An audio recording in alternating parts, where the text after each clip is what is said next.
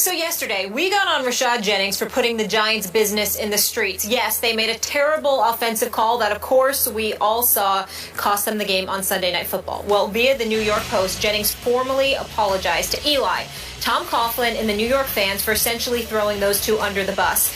Stephen A., what impact is this apology going to have on the Giants moving forward? Well, I don't know Rashad Jennings personally, so I want to give him a lot of credit for apologizing. I want to take him at his word from the perspective that he was genuine, that he had no idea that it would blow up to this point where people were looking at him and questioning, you know, his professional integrity, how he could throw the quarterback for the team under the bus the way that he did. Maybe he didn't surmise that it would elevate to this point. I don't know how that's possible, but it is possible, I guess. And so his willingness to come out and so clearly and emphatically apologize, I think he needs to get a lot of credit for that. Having said that, I would view him with a raised eyebrow moving forward. And there's very little that I would trust him with. Because if you could take the action of throwing a two-time Super Bowl champion under the bus like that, you know, I don't know if you can be trusted with much. I can trust you to play. Doesn't mean I can't be your teammate or anything like that. But I certainly wouldn't trust you with any information that I wouldn't want to get out to the public. And if something did reach the public, reach the newspapers as it pertained to what happened on the field of play, I was certainly looking your direction in assuming that you're the one that put it out there. Not to say that that would be accurate, but that would be what my inclination would be in light of what transpired. I like everything you just said. Obviously coming from a Giants fan. Molly's a Giants fan. I'm not, but I did think it was big of this man to apologize. He's 30 years of age, so he's been around for a while. He knows how the game is played on and off the field.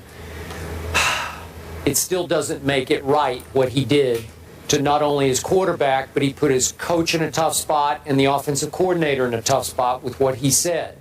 So do I think going forward this makes the Giants closer or better? No, I don't. And I'm with you. I would look a little sideways at this man. I'd let him perform on the field, but I wouldn't be so sure about him as my teammate. And I'm going to say it again. I still question Rashad Jennings' assertion that on the second play that he carried the ball, that he could have easily gotten to the end zone, that he went the wrong way and then found a soft spot to land.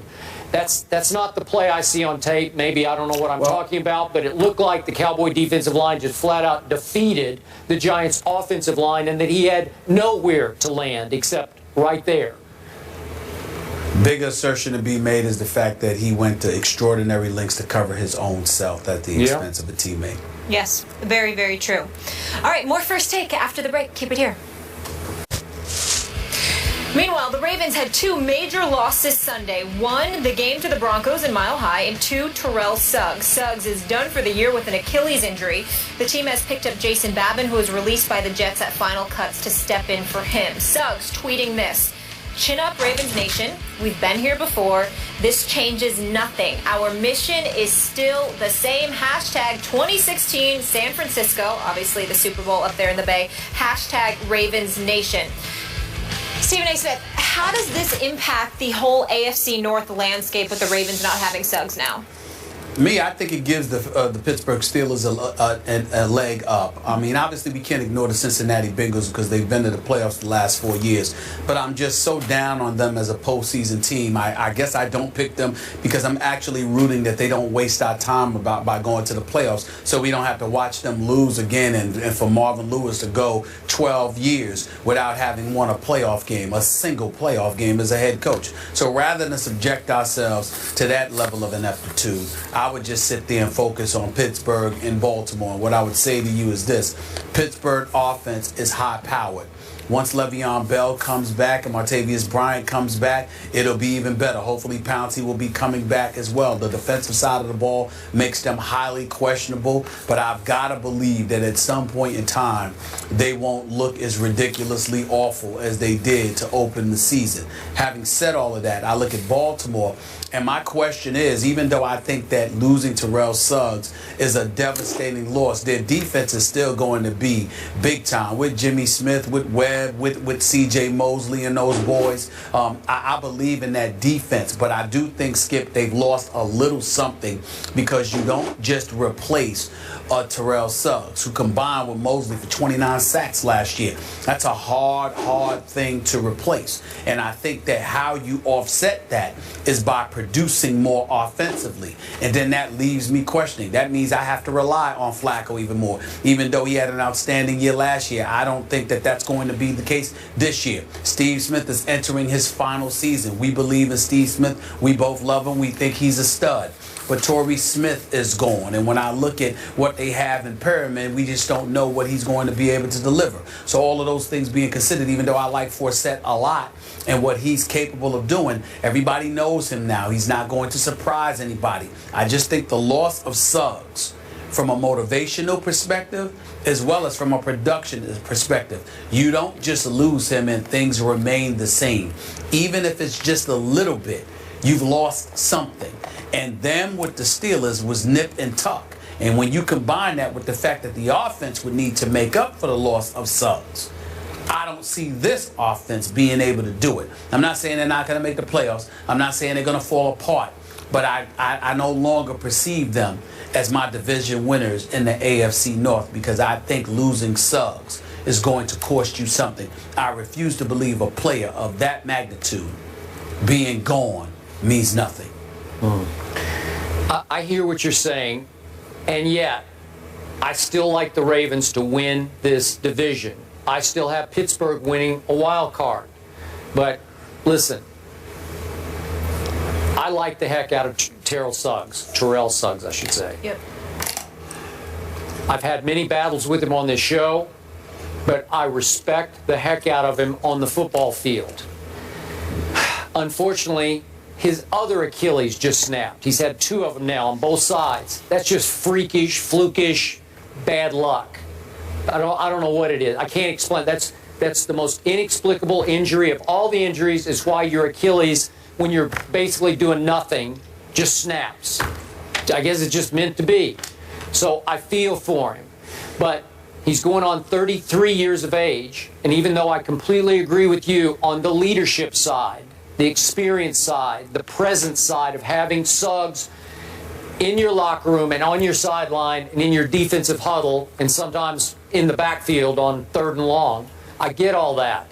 But in this game last Sunday at Denver, big opening game for them, place where they've been very successful.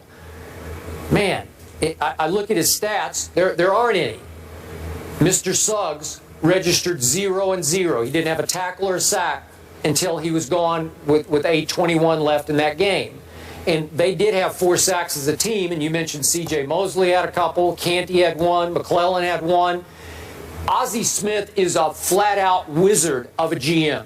I don't know that there's anybody better in football at picking players, that knowing talent than Ozzie. He just keeps reloading and reloading and reloading. And half the time I look at the names that Flacco's throwing to, Crockett Gilmore, I know he was there last year, but I don't even know who these people are, and they're all pretty good. And you watch some football. I do, but they're Flacco throws into the end zone on Sunday against Peyton Manning in Denver.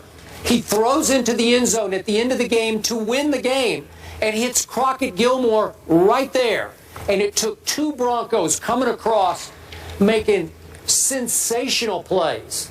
Some of the best double play that I've seen in a long time where you just took the ball out of his hands and intercepted it and saved the game. You're going to win it or lose it, and they barely lost it. But Flacco did, and I'm no Flacco fan, as you know. He's Joe Fluco half the time to me. But that wasn't Fluco. That was just flat-out Flacco. Nice throw, Joe. Could have won the game. Maybe should have won the game. Denver was just a little bit better. So my point is, Suggs' tweet is right. What Molly read, the mission is still the same. I don't think they're going away. Well, the mission is still the same, but let's analyze why. Because of the genius that Ozzie Newsome is when it comes to finding talent. I mean, this kid Jernigan, Brandon Williams, and these boys, you lose Haloti Ngata, and it doesn't seem like you've lost anything. We get all of that. We know Ozzie Newsome is the best. We understand that. There's no denying that. And you know I'm a huge fan of John Harbaugh. I love John Harbaugh. Yep. So when you have an organization like that, the structure is going to remain intact. The foundation is going to remain intact. They're not going to fall off the wagon. But again, we're talking about the magnitude of Suggs. And we're talking about an offense and whether or not they can give it to you. There's a reason why there have been many occasions where the Baltimore Ravens did not end up being what we thought they would be. Because even though the talent is there, something is missing at some key pivotal moment. And as a result, it ends up negating their ability to propel themselves. Okay. And I think this is one of those instances where it'll happen. They'll make the playoffs because they're too stout not to. But I just think that they lose a little something with Suggs. And that may be all that the Steelers need to leapfrog over them. Okay, last quick point about those Steelers. I remind you that last Thursday night, opening night, at Foxborough, Tom Brady was protected by 3 rookies in his offensive line. I agree. And this kid running the ball behind Tom Brady, the kid that Rex can't remember his name, that kid had been out of football for 2 years, and they got away with him running and catching the football and torched the Pittsburgh defense. I'm just not sure it's good enough to stand up to win this division. Well, I agree with you. The Steelers' defense is definitely suspect. Shazier and Jarvis Jones definitely need to step up. Timmons needs to get in their head and get them to produce something. Yep. And my God, can I please get some kind of pass rush? Pretty please, with Sugar on top. Can somebody on the Pittsburgh Steelers record some sacks? I mean, good Lord. So, Stephen A., you have the Steelers winning the division. Skip, you have the Ravens and the Steelers getting in with a wild card? Yep. All right, here's the AFC North matchups this weekend. 49ers at Steelers, that's a good one. Chargers, Bengals, Titans, Browns, Ravens at Raiders. Beast Mom, I didn't write this. You're all wrong for that. That was funny, though. Marshawn's mom takes to Facebook and blasts the Seahawks play calling. Mark Schlereth is in the house. He joins the desk to offer his thoughts as well. Don't miss it after the break.